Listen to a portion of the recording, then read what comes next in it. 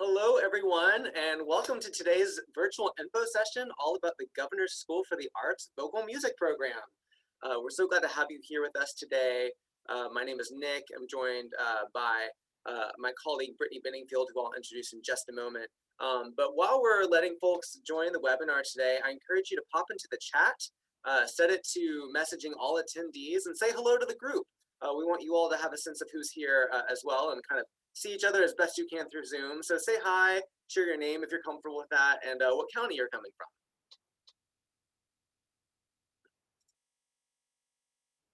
Hey, Julia from Barron County. Kristen from Carlisle, Emily from Scott.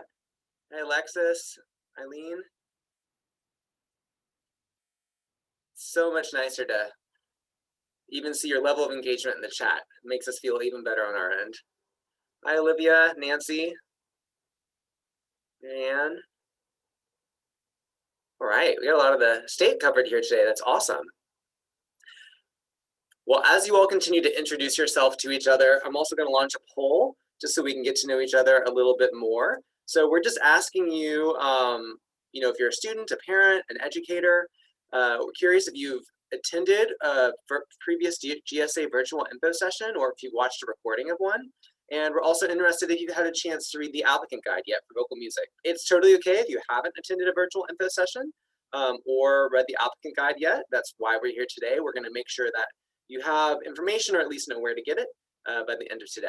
So give this poll just a few more seconds here.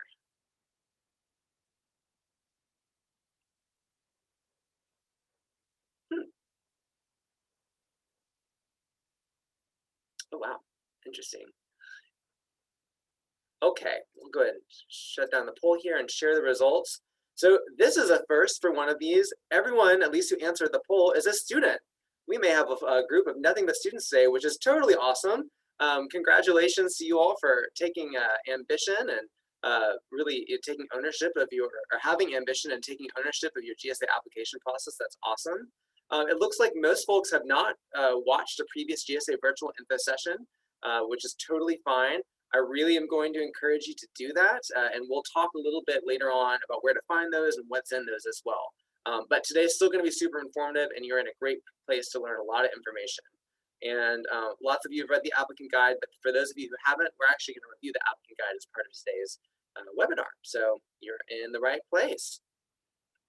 Okay, so let's go ahead and get started. Again, my name is Nick Koval. I'm the director of the Governor's School for the Arts. I'm also a proud alum of our program, and I'm specifically an alum of our vocal music program.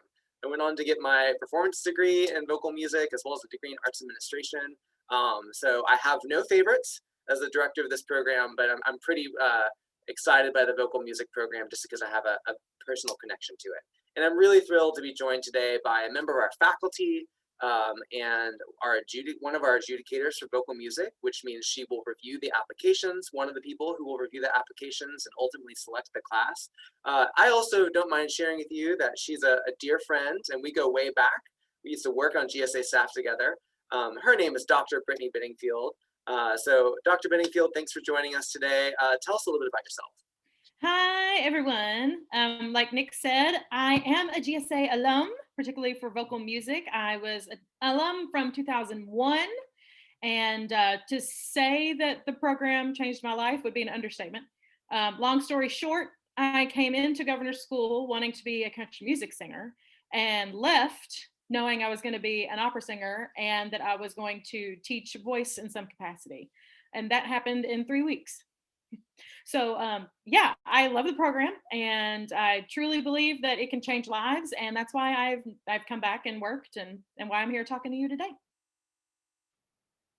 Awesome. And Brittany, tell us about a little bit about why you enjoy this process, why you enjoy being an adjudicator, looking through the application, selecting the class. Why is this rewarding for you? It's exciting. It's really exciting. The state of Kentucky, I think that those of us who are GSA alums and who work with the program understand the level of talent in this state. And sometimes people who don't know about how much talent we have here, they're always surprised at the level of singers that we have. Where you and I know we got singers everywhere that are excellent. So I love listening to singers, and I love listening to our Kentucky singers. That's, for me, that's probably the best part of the adjudication process, is hearing everybody's voices and what songs they're singing and thinking about how their lives could be changed. So that's what does it for me. Awesome. Thanks, Brittany.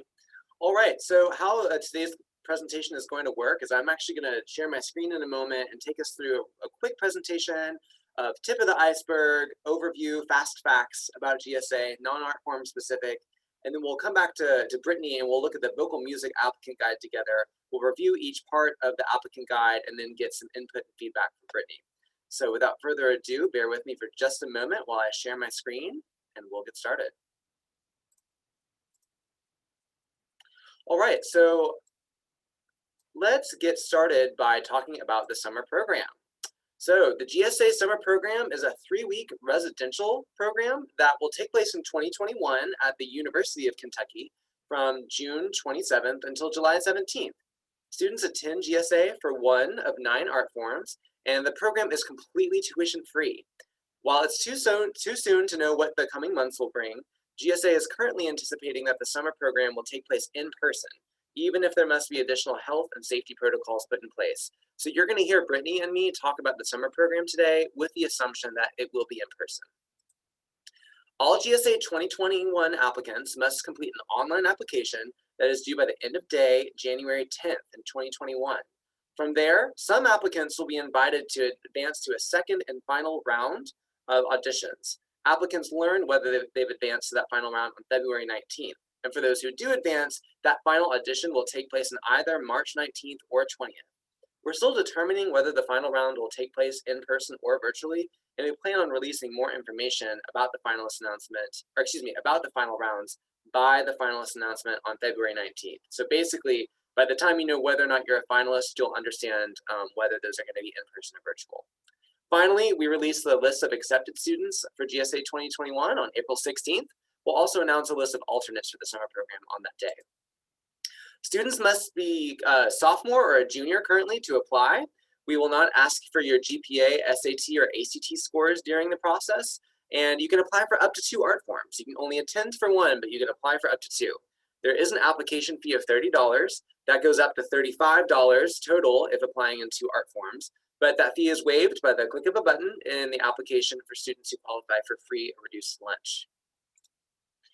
While Brittany and I are thrilled to speak with you today about our vocal music program, and we're confident that today is going to be helpful for you, remember, today's virtual info session will not be 100% comprehensive, and there's some other very important resources that you should utilize to learn more about the program and the application, all of which are available on our website or links from our website, which is KentuckyGSA.org. Be sure to read the applicant guide for your art form of interest. Again, we're going to review the applicant guide as part of today's conversation, but we're going to kind of skip over some parts of it. So really make sure to take time to carefully review the document on your own and for yourself. Finally, remember that today's virtual info session is part of a whole series of info sessions that you can review or attend this fall. And really, review is the more appropriate term, because I think we only have one left, but we have about, I think, 12 or 13 behind us, which means there are 12 or 13 recordings that you can go onto our website and review. So here's an overview of the recordings you can find on our website. We started on October 1st with a webinar called GSA 101, where it's just, from beginning to end, an overview of the summer program and the application process, sort of your one-stop shop for the beginning of everything you need to know about GSA. So I really encourage you to watch that webinar, especially if you have questions about residential life at the program, maybe what the dorms are like, things like that.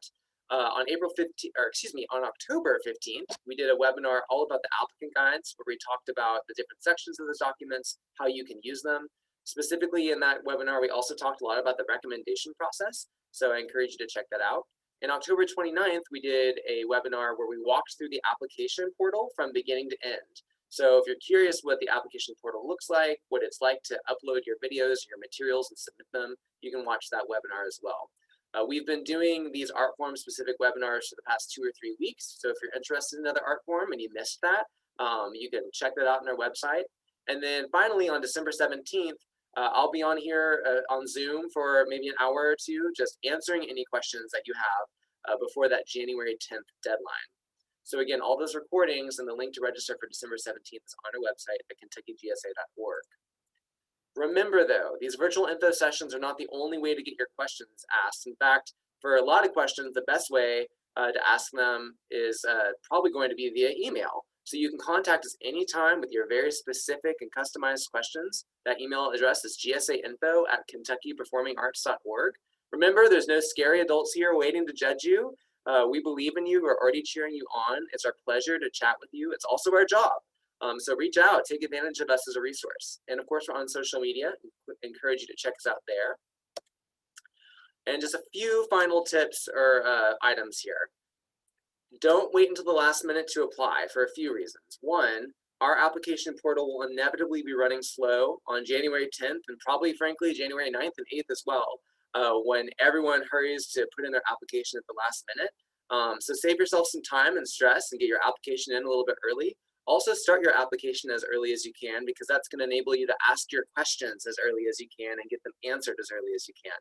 GSA is going to be closed intermittently in the second half of December for the holidays. So we don't want you to get caught, a couple weeks before that January 10th deadline without anyone here to answer your questions. So go ahead and get started now if you haven't already. There will be a Q&A at the end of today's info session. So as you have questions, please use the Q&A feature here in Zoom, which is different from the chat feature.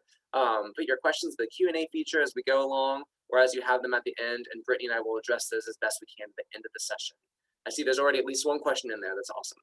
And then finally, when the webinar ends today, you will either have a pop-up window come up, or you will receive an email afterward with a post survey. When I just ask that you take that survey, it's super helpful to us at GSA as we try to assess our recruitment efforts. So that is it for my little pre-presentation presentation. I'm going to stop sharing my screen for just a minute, pull up the applicant guide for vocal music, and we'll get started with our conversation with Dr. Benningfield. So when you go to the GSA website and pull up the vocal music applicant guide, this is what you'll see. So let's review this section by section. So the first section in the applicant guide is the program description. And this is a description of what it's like to attend GSA for vocal music. So this is the one time today that I'm probably going to read something from the applicant guide verbatim. So this paragraph reads, the vocal music program at GSA is designed to develop each student's fundamental musicianship and to encourage healthy and natural tone production.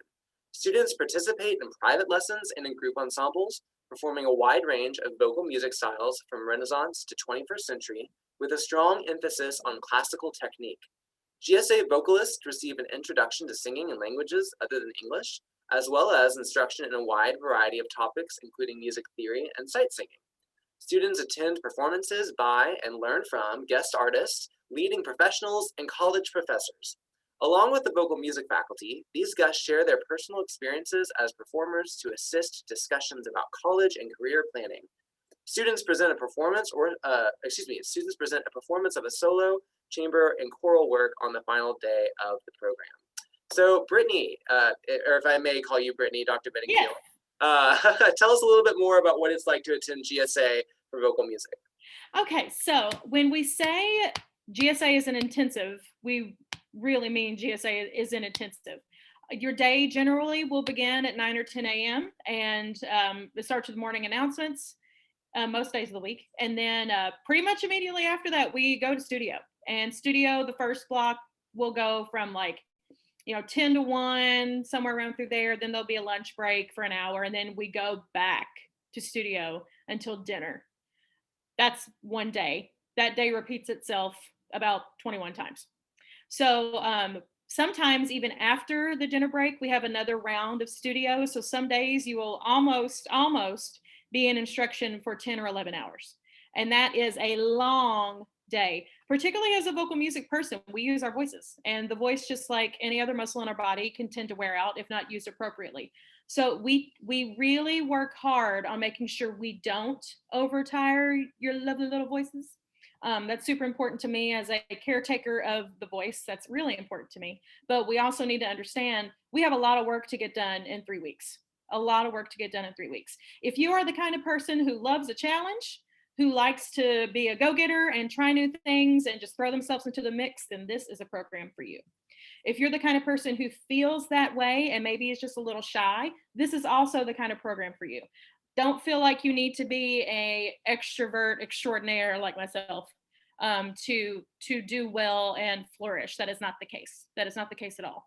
I am proud of our faculty in particular. We have a faculty, vocal music faculty, that's very well rounded, and we're all different. So if you find yourself maybe not digging a certain teacher's personality as much, there will be another teacher that will fit along your lines of communication. And I think that that's one of the best things about this. You will have voice lessons, obviously. Those will happen 4 to 5 times a week. You will also have theory classes, lots and lots of choir, lots and lots of choir time. And our choir, our choir director, Dr. A.T. Simpson Jr. was also the choir director when I was there in 2001, was also the choir director when Nick was there. So he's been around for a long time, and he really knows what he's doing, and he's a fantastic human being. Fantastic.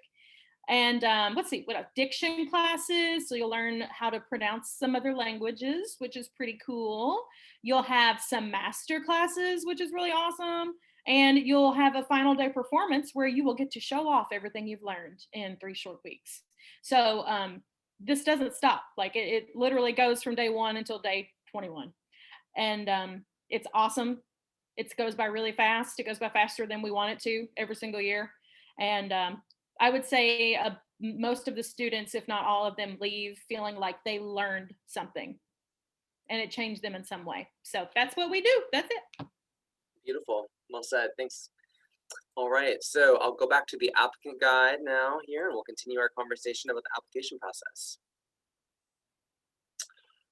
All right, so after the program description, we have section 2, which is very timely, very relevant to where we are in the process, because this is a description of the preliminary round application requirements. So this is everything that you have to submit in your vocal music GSA application, upload and get submitted by January 10th. So you'll see this list here in the middle, A, B, C, D, E.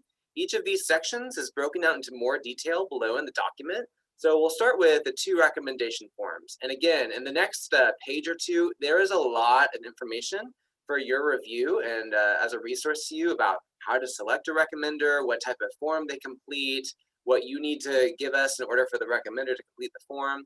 But the short version of the story is that you have to identify a school administrator recommender, which for a lot of you is going to be a guidance counselor, maybe a principal, maybe a gifted and talented coordinator or an area coordinator. And then you also have to identify a teacher recommender.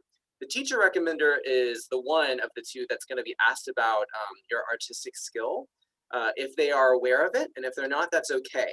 So with a teacher recommender, if you have an educator either at your school, or if it's a private teacher, or maybe someone at a house of worship that teaches you, if they know you musically and they know you as a singer, they're probably going to be your best bet as a recommender.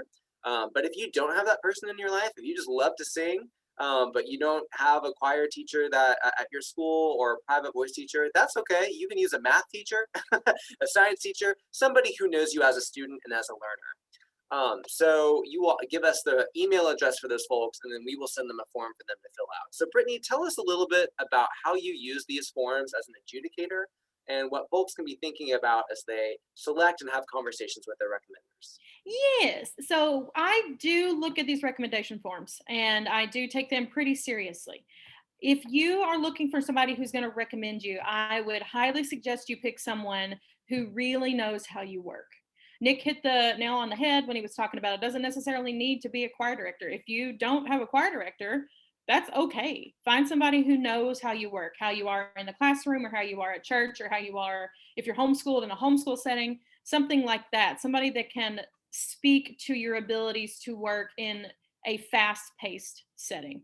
That would be very helpful for me to know, as well as the other adjudicators, because like I mentioned, things move quickly.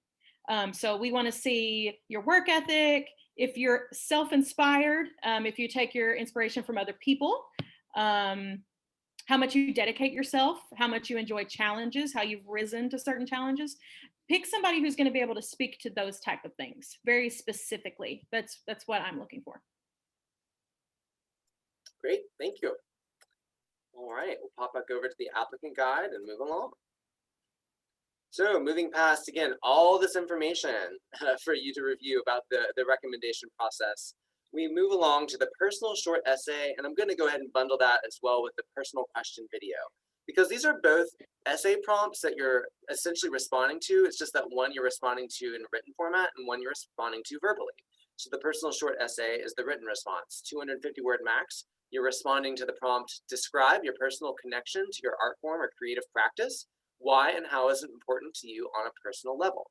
And then the personal question video is sort of the extrinsic version of that question, if you will. So describe your vision for how your individual artistic work or creative practice can impact others. How do you want to affect others through art, and or what response do you hope others have to your work? So that's a verbal response. I really want to emphasize for this personal question video, it is totally cool to use your smartphone to record that video. You can be in your living room. It can be very laid back. Do not go out and hire a professional film crew for any of this application. Definitely still put your best foot forward. Make sure that we can see you. You're not backlit, that we can hear you, of course. But we want this to be as accessible and easy on you as possible, especially in this time where we're all at home, just doing the best we can with what we've got. So Dr. Bedingfield, tell us a little bit more about these essay prompts, what you're looking for, what students can consider as they craft their responses. So as you're going through your responses, particularly your video response, okay, particularly the video response, I want to see what you can do specifically. So what about singing makes you want to give back to the world? As a member of Governor School, one of the things that we always ask our students after the program is, how are you going to give back to your community? And that actually, the idea for that actually starts before Governor School. The kind of candidate that we want to see is somebody who has an idea of how they want to impact their community, and or maybe has already done it. So for example, let's say that you want to use music to teach small kids. So maybe one thing you could do is, I want to take music into my elementary school where they don't have a choir anymore because of budget cuts. I want to volunteer my time and work with fourth graders and teach them maybe like do, re, mi, fa, sol, like the hand symbols for solfege, something to that effect, or just lead a little choir group, something like that. The more specific you can be, the better. We have lots of people who always say, I want to use my music to inspire world peace. And that's wonderful. I love world peace. That would be great. But that's kind of a large goal. So let's break it down into smaller chunks and see how we could make that happen in a smaller setting. That's what I'm looking for in the video, is something specific like that. Great. Thank you. All right. Moving along through our applicant guide, past the personal short question and the personal question video. So the next section you're going to see, and this is new to the application if you applied last year, is a section called art form specific questions. We won't spend too much time on this because it's not a huge part of the application, but essentially you're going to notice that we're asking you a couple questions about your interest in vocal music, and also how much you've had a chance to participate in things like a choir class maybe, or we may even ask about if you've been in a school musical, or if you take private voice lessons, and if so, for how long. It's really, really important for us to emphasize this next statement. There are no right or wrong answers to these questions, and we are not secretly looking for one profile of a student or over another. We are not hoping that you've been taking lots of private voice lessons, nor are we hoping that you haven't ever had access to that. So don't be ashamed to let us know that the truthful, honest answers to those questions for you. The reason we're asking them is we just want to get to know you a little bit better. And this helps us contextualize your materials as well. Because if we hear someone sing a song, a solo, a certain way, whether or not you've had private voice lessons is going to help us understand that performance a little bit more. So again, that's just information to help us better understand you and who you are, because this process is all about us getting to know you more than it is us judging you and determining whether or not you're bad or good. So I just wanted to emphasize that there's no right or wrong question or answers rather to those questions. Brittany, do you have anything to add? No, you hit everything pretty much clearly. Okay. So moving along to the more artistically focused section, the prepared solo video. And I believe this is actually the last thing that you have to submit, yes, in your vocal music application. So of course, we want to hear you sing for this vocal music program. Imagine that. So we are asking for you to submit a recording of you singing a solo. We have a lot of guidelines here for you to review, so I encourage you to take time on your own to review those, but this is going to be 2 to 4 minutes in length. We prefer it to be memorized. We've got some suggested genres there that I think Dr. Bedingfield may want to talk to here in just a moment. I also want to point out our note about a song accompaniment down here. So if you've applied to GSA before, you may have noticed that we've often strongly encouraged you to work with a live accompanist or live piano player in your audition video if you have access to that. But we've always said, if you don't have access to that, it's totally cool. Still send us a video of you singing because we want to hear your voice. Well, this year we're leaning even more into that latter part of that statement, which is if you can't get to a live piano accompanist, mostly because of the pandemic and out of safety, we completely understand that and actually are giving you a Zoom high five right now for staying at home and being safe. You are definitely allowed to submit recordings of you singing to recorded accompaniment, and maybe that's even recorded by an accompanist you work with sometimes. But maybe it's a recording you found online. If you want to self-accompany yourself, if you're skilled in that way, feel free. If you need to submit a video of you singing a cappella, which means with no background music whatsoever, that's totally fine as well. Do what you need to do to submit your solo video as safely as possible, because that's what we care about first and foremost, is that you're safe when you do all of this. So know that we are not going to judge you regardless of what that ends up looking like for you.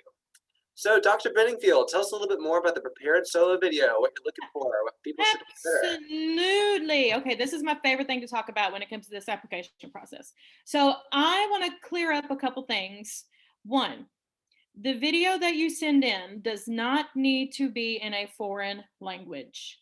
I'm going to say that again. The video you send in does not need to be in a foreign language. Here's the reason why. I know Italian, I know German, I know French, I know Czech, I know all 4 of those, and English, but I know those 4. If you are unsure of your ability to sing in any of those languages, do not send that video in to me, because I will hear something and go, that's not right. What that does is distract me from your beautiful voice. I would love to not be distracted from anything except hearing you sing. That's what I would love. Now, if you have plenty of experience singing in Italian, some of you probably have sung in French and German as well, and you feel really good about it, and that's the song that shows off your voice best, send that in. Completely fine. But there are some of us, myself included, when I had auditioned, I didn't know any other languages except the one that I auditioned in, which was English. I would have done myself a disservice if I had tried to do something that went too far, if I tried to do something other than who I am. So please understand, it does not need to be in another language. Sing English. We all like English. We all speak it. It's going to let me hear your beautiful voice better. Go for that if that makes you feel better. Number 2, we always have every year some students send us audition videos from musical theater pieces. This is fine. This is totally fine. There are some things that we're looking for as the vocal music discipline that differs from the musical theater discipline. Some of you may be interested in auditioning for both, which you can do and which we encourage you to do. You absolutely can do both of those. Vocal music, we're looking for more of a classical type sound. That does not mean that you can't send in musical theater. What it means is you probably want to be a little more specific about which musical theater song you pick. For example, I would love to hear a beautiful rendition of a song from Carousel or Oklahoma, something done by Rodgers and Hammerstein, that time period. Basically, we like to say anything written before 1970 would be most appropriate. If you have a musical theater selection and you're not sure if it was written before 1970, there's this wonderful thing called Google, and you can type in the name of the song and the name of the show, and it'll tell you what year that was written.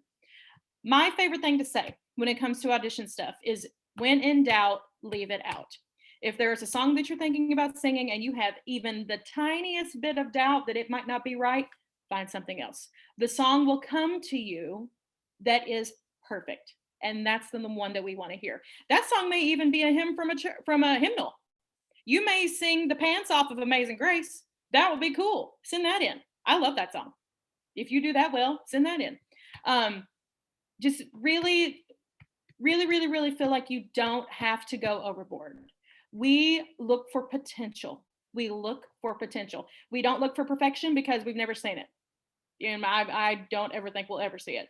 If if I had to get if when I auditioned, I know that I got in on potential. It definitely wasn't on perfection. It was definitely on potential.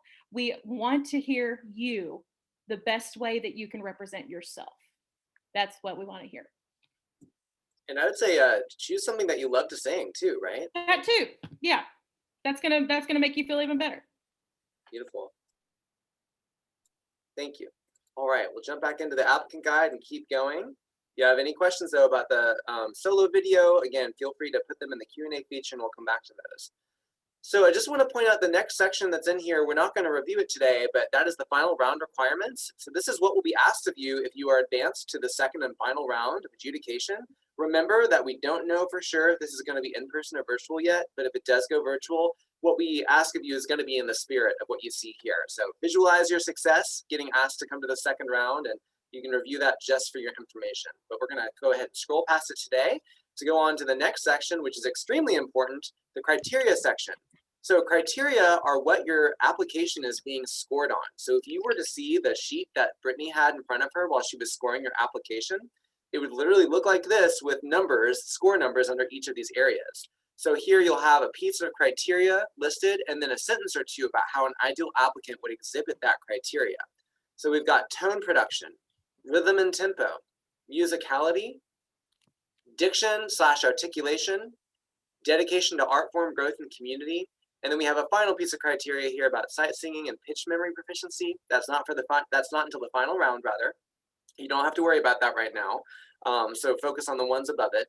I want to point out the dedication to art form growth and community criteria piece. This is the one piece of criteria that's present across all 9 of GSA's art forms. And this is communicating to you that we are really interested in seeing, one, students who are passionate about their art form, and who can convince us that they want to live, breathe, and eat and sleep vocal music during the 3 weeks of GSA. Like Brittany said, this is an intense program. So do you have the interest in your art form that will kind of feed your ability to be engaged during a program that is this long and this intense? Are you looking to grow? Are you looking to be challenged to grow? Like Brittany said earlier, if you know everything there is about vocal music and you are the perfect singer, we applaud you and we send you in another direction, because this is probably not the program for you. And finally, are you going to be a good member of the GSA community, a contributing member of the GSA community? We are more than a school. We are a community of artists. Like Brittany said, you do not have to be an extrovert or the person running for class president to be a contributor to a community. There's a lot of different ways to do that. But we want to be able to get to know you well enough to understand what your role will be. A couple other things about criteria. These are not weighted, which means none of them are secretly more important than the other. We use these holistically to adjudicate your application, again, in context. And finally, realize that criteria, we're not putting them in this applicant guide as a simple FYI. These are tools that you can use to strengthen your application. So show us these things in your personal solo video, in your essays. If you're trying to choose between 2 songs, or maybe you've recorded your song 5 times, you're trying to choose which recording, ask yourself, do one of those videos or one of those songs provide you an opportunity to show us more of these criteria than the other? So that's just one example of how you can use these to your benefit. Dr. Benningfield, anything else that you'd like to add about the criteria? Yeah, I want to talk a little bit about the word tone production, or the words tone production. So that can be a little bit hard to describe sometimes. We know what rhythm is. That's, can describe that. It's like the beats and stuff like that. Tone production, what we're looking for is different than probably what most of you hear on the radio. So if you listen to a lot of pop, country, rap, hip hop, anything like that, I listen to all of those things. That is not the specific kind of vocal styling that we're looking for vocal music at Governor School. Tone production, what I'm meaning is the tone, is there vibrato in your tone? So it's that little, if you know what vibrato is, it's that ah thing that makes your voice do like this. Do you sing on what we call on the breath, which is your voice isn't breathy when you sing? Does it sound nice and lovely and legato? Do you sing on vowels, or do we tend to cut off at our consonants? Things like that. So basically, if you've ever been in a choir, things your choir director has told you before: tall vowels, deep breath, sing full, sing nice and loud or nice and soft. All the things that maybe a choir director has told you before, Those are some of the things that we're looking for in the vocal music discipline. That's what we mean by tone production. Great. I think this is also a good time to discuss something that I always try to bring up during these presentations to be transparent about, which is that this is a very competitive program. And I don't bring that up to intimidate anyone or to freak out anyone or discourage you from applying. Actually, I kind of bring it up for the opposite reason, which is to tell you to apply despite that. So we will have about 1,400 applications for what are ultimately 256 spots at the Governor's School for the Arts across all 9 art forms. We have 33 spots for our vocal music program. And I think, Brittany, do you remember how many applicants we usually see for that? I'm putting you on the spot. Oh, a lot. Yeah, I would say like way over. Yeah, like it's a 150 to 200 maybe. ish. Yeah. Yeah. So sorry, I didn't look that up before I jumped on here. But so anyway, like I said, there's a lot of people who apply, but only so few get in. And I want to be clear: we don't accept 33 people into our vocal music program because there's 33 talented and worthy young singers in the state of Kentucky every year. We're limited in that size due to boring things like administrative capacity and funding. Every single year, we turn away students that are talented, deserve this program, have a very bright future in the arts, and it breaks our heart that we don't get to work with them. So if for some reason this does not work out the way that you hope it will, that is not a referendum on your level of talent or your future in the arts. You need to keep singing. We want you to keep singing. And I'm here to tell you there are a lot of amazing Kentuckians, a lot of amazing singers who never went to GSA and who are doing just fine.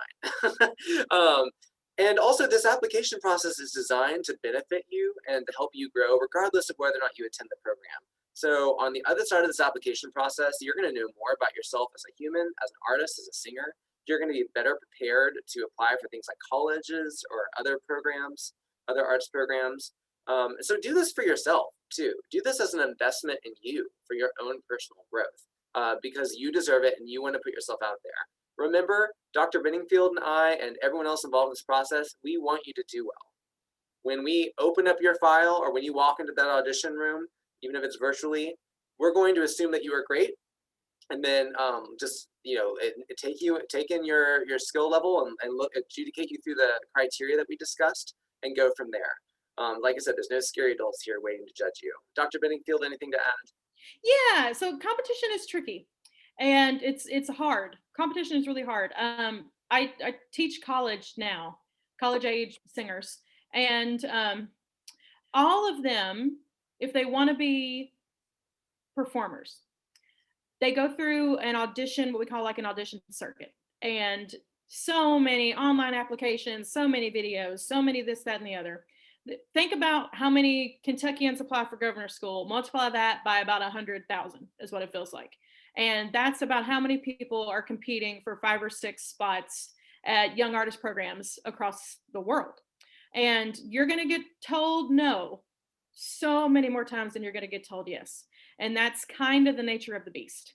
I myself have dealt with that. Last year, I was a national semifinalist and got to sing in New York and compete for a big bunch of money and blah, blah, blah, and thought I was riding high. And then this year, I didn't make it past the first round of another competition.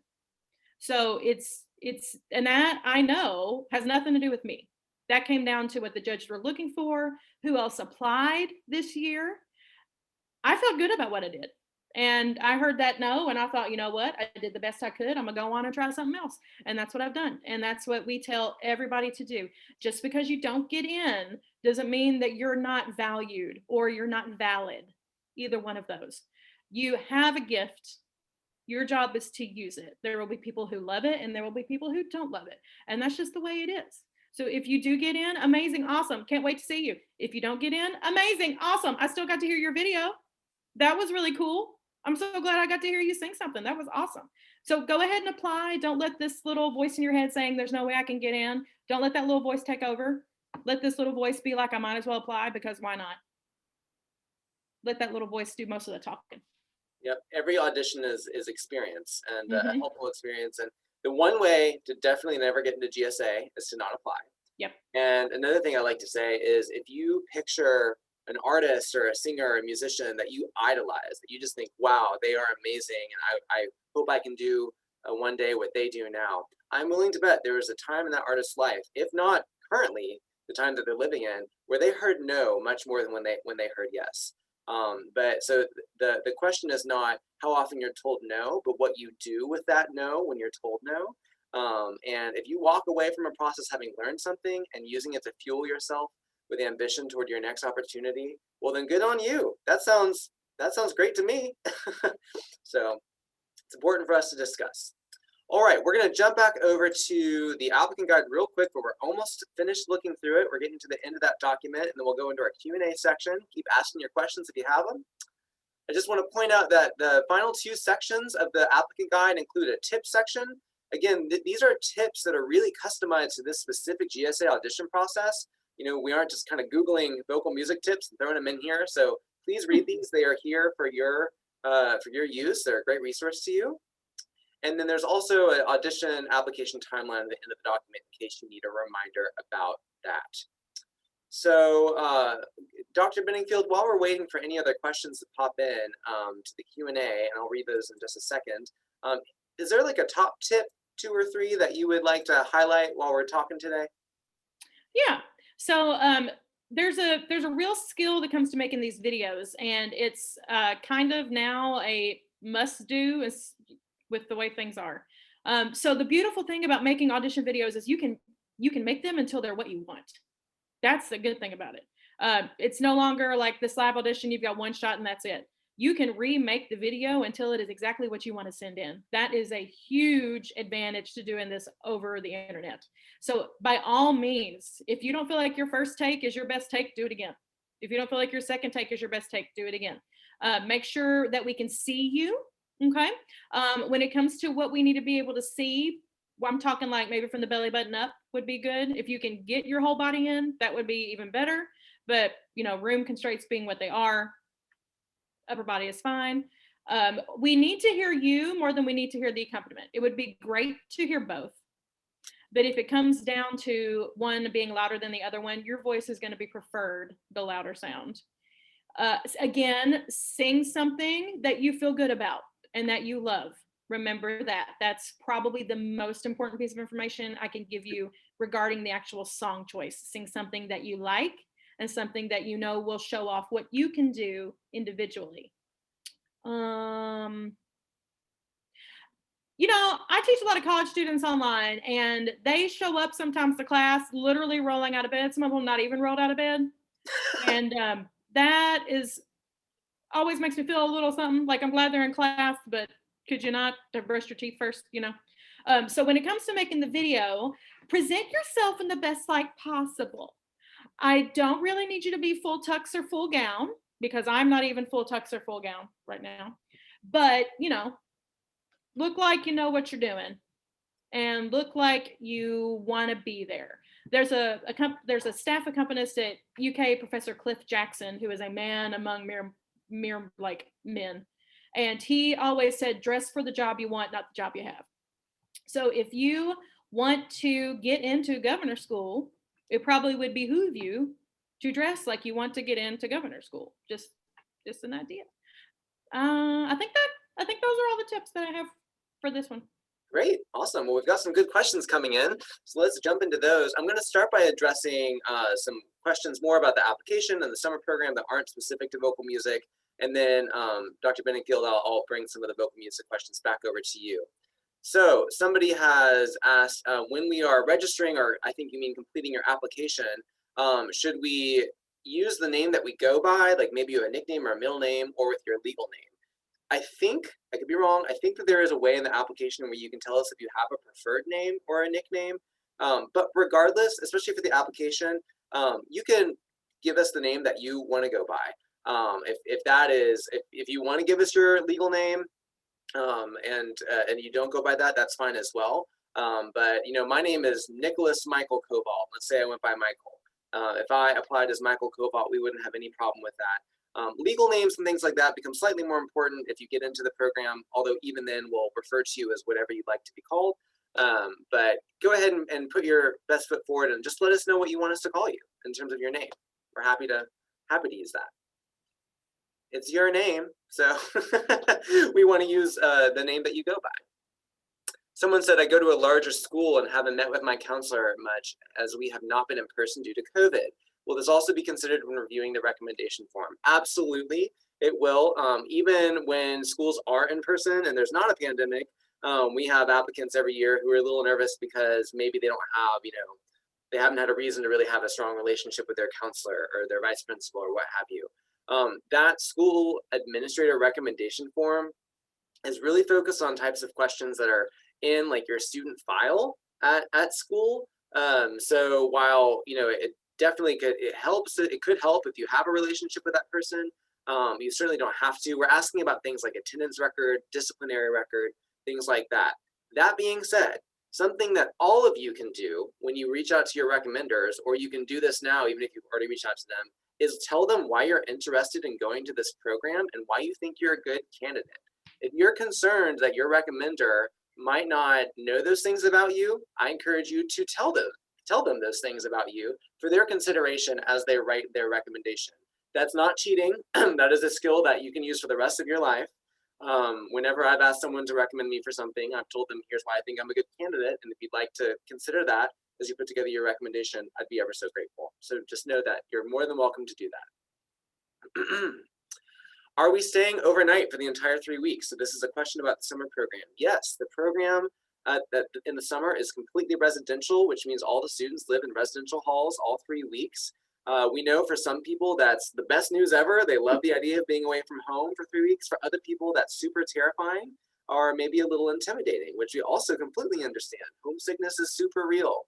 I even get a little homesick during the summer program sometimes.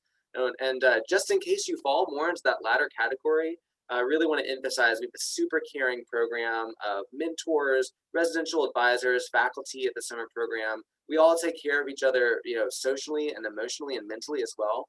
We also have a full-time counselor on hand to help with anyone's, anyone who might be experiencing some challenges with their, mental, social, emotional well-being.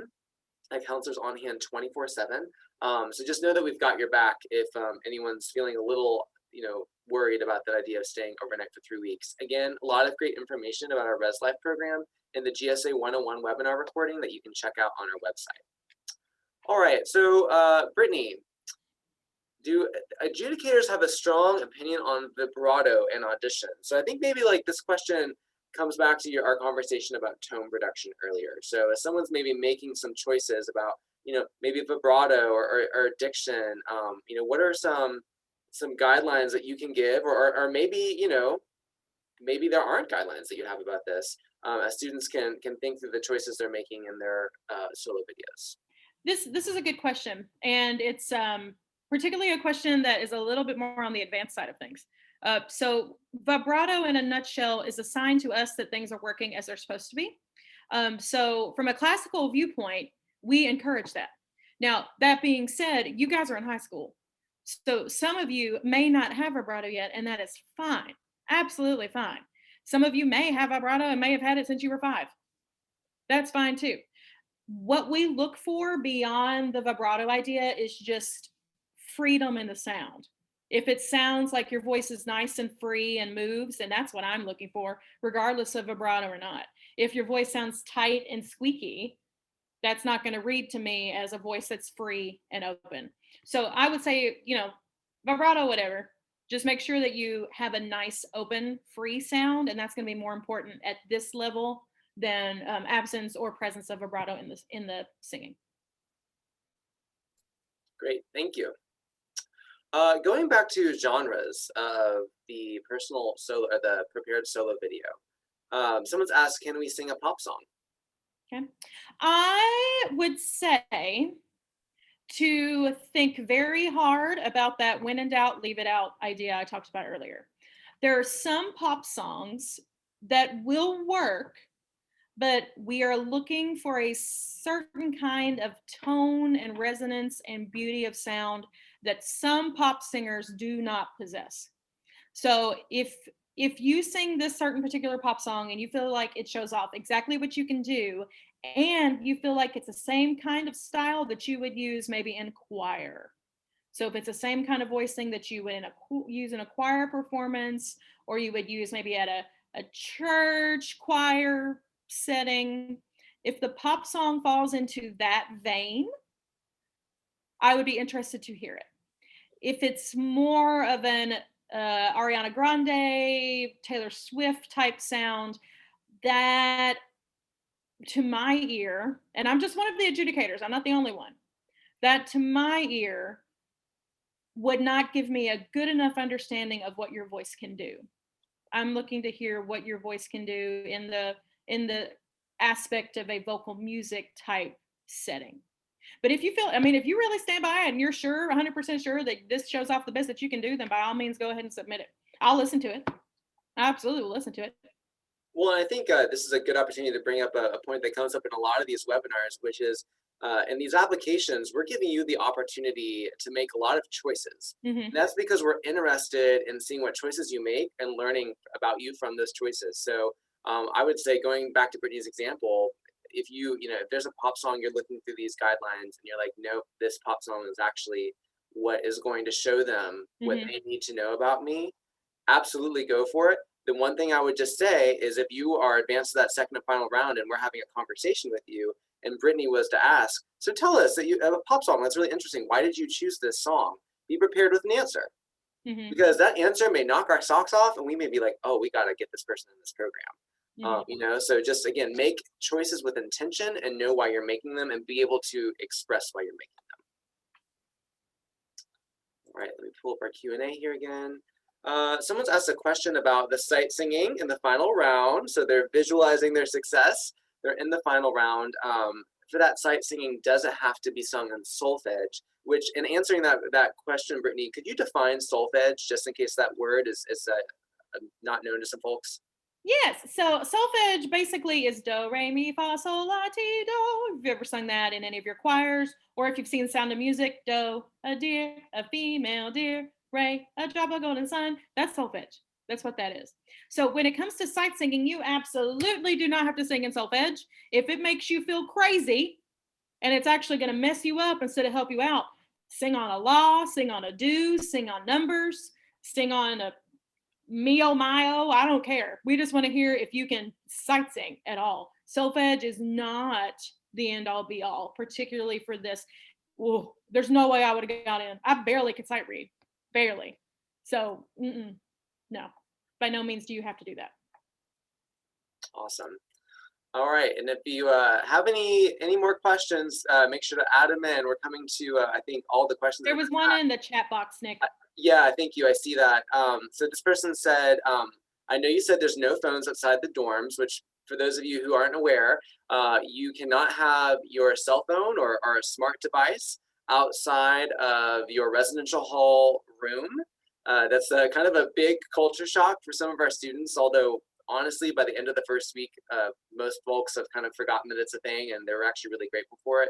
We do that just because the program is so intense. We really want to create as much opportunity for focus as possible and minimize our distractions. This person has asked, is an iPod okay though? It sounds like they listen to music a lot. Of course you do, this is vocal music, right? And is that something you could listen to between class breaks? Brittany, correct me if I'm wrong, but I believe that iPods are totally fine. And as long as it's not like something that you're texting or like checking the internet on, we just want to make sure that your faculty and your RAs know that you have it, so they don't think it's a phone because it looks like one. But that actually kind of addresses something that vocal music does, which is a lot of listening to singers and music. So Brittany, can you talk a little bit about how you actually might ask students to be listening to music outside of class? We have this talk every year, and it's a tricky situation, because we all have smartphones, and an iPod, unless it's that old school iPod that came out before y'all were even born, that one that was white and a square and had a wheel that does like this. That's the only iPod that I know of that does not connect to the internet. A lot of the newer iPods will connect to Wi-Fi and let you do almost anything that a phone will do. So it's very tricky, very, very tricky. We have a strict no cell phone policy, strict. When it comes to the listening portion, there have been times where we have tried to trust that these students would do what they were told to do, which was just listen on YouTube and not get on Snapchat or whatever and Snapchat your buddies. And every year, somebody's gotten caught because they've told on themselves because they're not smart enough to keep it a secret. So this is a big question mark for me. If your iPod is old school and you still have to upload to it from your computer and there's no Wi-Fi, absolutely, bring it on. Love it. Great. Outside of that, I'm going to leave this up to the executive director. Well, and actually, there's something I'd like to add in here, which is just, I appreciate this question, but it highlights an element of the program that I think is important to remember and might be difficult to imagine if you've not been there, which is you kind of don't have much time in between class to listen to your music, quite frankly. You're in class, like we said, basically from 9 a.m. to 10 p.m. every day. Your breaks basically consist of walking to and from meals. When you're doing that, you're with your group of friends, and trust me, with the relationships and bonds that are forged at GSA, you will be talking, chatting with your friends, kind of letting loose a little bit. And then when you're back in the residential hall, if you want to, go up to your room and decompress and listen to your music, that's probably the best time to do it. So it's probably just going to be a matter of convenience for you. But yeah, like Brittany said, we just have to really be careful about drawing that line between, distraction and also just like, actually, like, I'm listening to my music to decompress, and that's all about trust. So thanks for the question. We really appreciate it. But also know that also, when you're not in class, you might need to be practicing too, right, Brittany? They might need to be learning their music. So should be, yeah. Thanks for the question. All right, I see a few more questions have come in.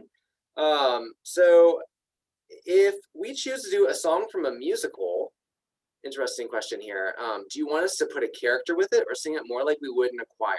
So I think another way to ask this question, if I may, is just, when we're singing a song, do you want us to, be expressing this character and telling the story, or do you prefer more like prim and proper singing? Nope. The old days of park and bark, and you guys don't know what park and bark is. Park and bark used to be said for old school opera singers. They would literally park it in one position on the stage, and then they would bark it. They would sing. And those days are long gone, long gone. I would love to see a character. If you can come up with a character for your song and sing it and own your character and do all these expressive acting choices, nothing would make me happier. I would just be happy as a clam. It would be fantastic. So yes, please, even if you're not doing a musical theater song, if you're doing an art song, like "Black is the color of my true love's hair," and when you're singing it and you're singing your opening line, if you can imagine the lovely person that you're in love with having black hair and you're singing to them, that would make me the happiest person in the world. Yes, character, all of it, all the characters. Well, and I think we can go back to the criteria and how applicants can use those as tools. So under musicality, which is a piece of criteria, it says the overall interpretation of the music supports the meaning of the text. So if you're going to be portraying a character or telling a story, you're going to be telling us the meaning of the text through that character, through that story. So that actually might be a way to show us your abilities in the criteria areas more than just kind of standing there and singing it straight-faced. I hope I interpreted that question correctly to the person who asked it. Brittany, any tips on learning how to sight read or sight sing? Oh yeah, tons. I teach sight singing here at my school.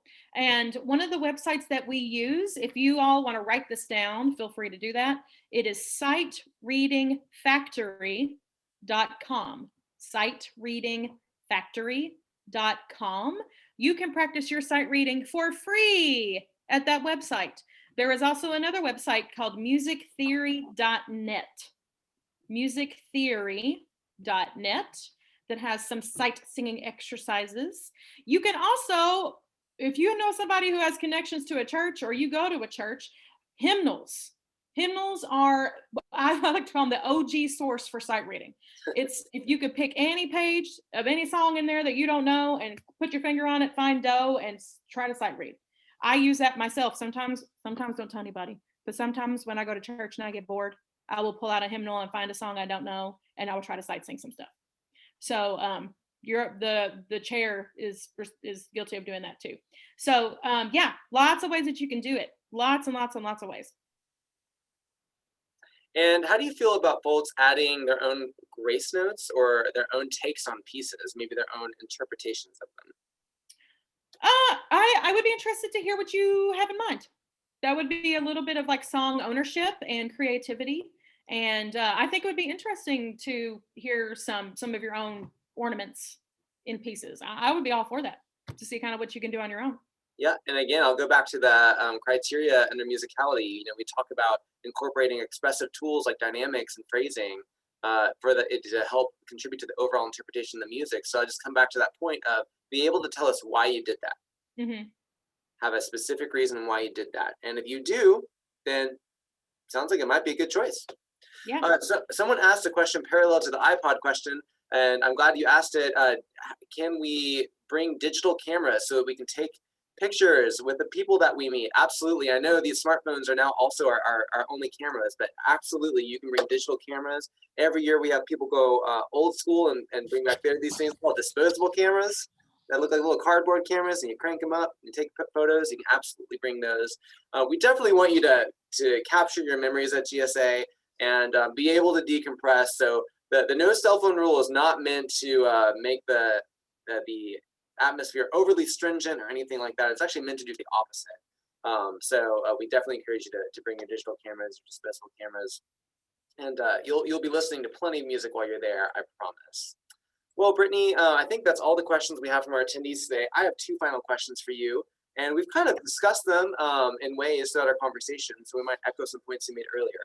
But if anyone's watching this either live today or recording of it, and they're on the fence about applying, maybe they're daunted by the process, or worried that they're not good enough, and they aren't sure if they're going to apply, what would be your message to them? Apply. Just apply. We have every year a surprising number of people who in their like personal essay videos or something like that will kind of talk badly about themselves, and then they sing and it's beautiful, like beautiful singing. Our worst enemy a lot of times is ourself, and we are our biggest critic, and sometimes that can stop us from going for things that we otherwise would have. So you're here, you care enough to come to a webinar, do yourself a favor and submit the application. You're doing yourself a disservice if you don't. I would love to hear you all, however many are of you on here, like 19 something, 20 something. I would love to hear every one of you. And I would appreciate anything that you would send to us regarding voice or anything like that. So please, please, please apply. Do not let anybody tell you that you're not good enough to get in this program. Don't let anybody, including yourself. Well said. And we have these amazing young artists watching us today, again, either live or via recording. Regardless of whether or not we work with them at GSA, Brittany, what's one thing that you want to say to them, one thing you want them to know? Keep singing. Keep singing. If you leave this webinar today and all right, I don't think GSA is for me, that's completely fine. That's one of the reasons why we do these things, is so kind of what's ahead of you. And if that feels like it's not your gig, then it's not your gig, and that's completely fine. You will know, if you don't already, you will know what is meant for you and what you're meant to do. And I hope that it's singing, regardless of whatever genre you decide to pursue. Just keep singing, no matter what. Keep singing. Well said. And one thing we like to remind everyone at GSA all the time is you are enough. That's something we say very often. And so I'll just throw that in there at the end as well. You are enough. Everyone watching this, Dr. Benningfield, you are enough. I am enough.